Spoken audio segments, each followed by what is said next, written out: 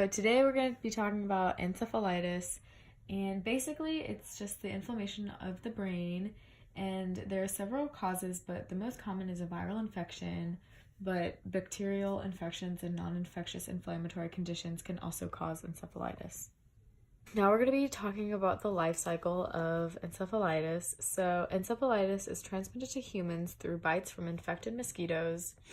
The humans, once infected, do not develop sufficient viremia to infect feeding mosquitoes. The virus exits in a transmission cycle between mosquitoes, pigs, and water birds. So now we're going to talk about the natural habitats. So encephalitis is predominantly found in rural settings where humans live in closer proximity to these vertebrate hosts. But for example, tick-borne encephalitis is found in many parts of Europe and Asia, and it is transmitted by the bite of an infected tick found in woodland habitats. Okay, so now we're going to talk about the physical structure of the pathogen.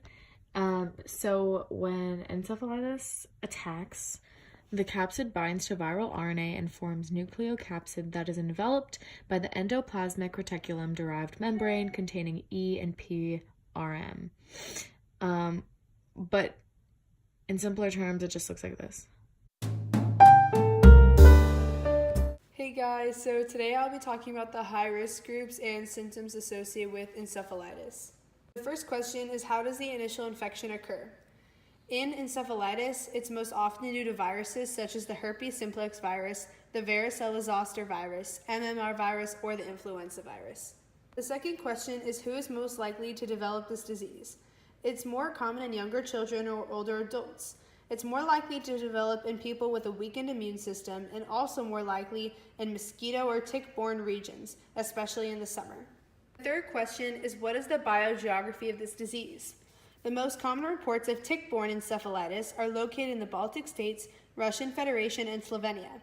Most of the time, these environments are hot, humid, and their climates are where viruses thrive. The fourth question is, what are some statistics on encephalitis?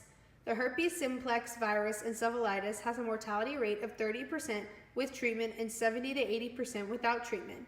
Encephalitis affected 4.3 million people worldwide and kills 150,000 people per year. The final question says, list and describe all the symptoms of this disease. In moderate cases, you may experience headache, fever, aches in muscles and joints, and fatigue and weakness. In more severe cases, one can experience confusion, seizures, paralysis, muscle weakness, loss of consciousness, and loss of speech. What is the host or target cells? Encephalitis targets the brain, but it mainly affects the frontal lobe. It can also affect the temporal lobe.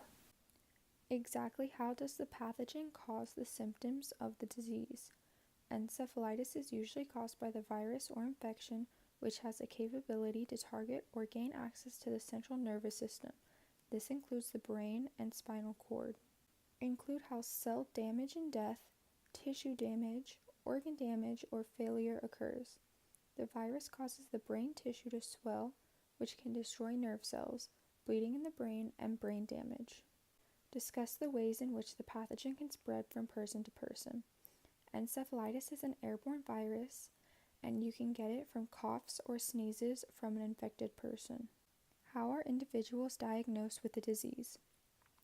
MRIs, CTs, spinal taps, brain biopsies, EEGs, and other lab tests. For the treatment, some forms of this disease are not treatable, but others can be treated with antibiotics and anticonvulsants. How well does the treatment work? It has a 70 to 80% success rate. How long does it take? In most cases, it takes around 2 weeks to treat. Side effects can cause permanent and severe brain damage, but in mild cases, it has no side effects. For the long-term prognosis, generally you won't die from it, but some strains can cause death within 18 months.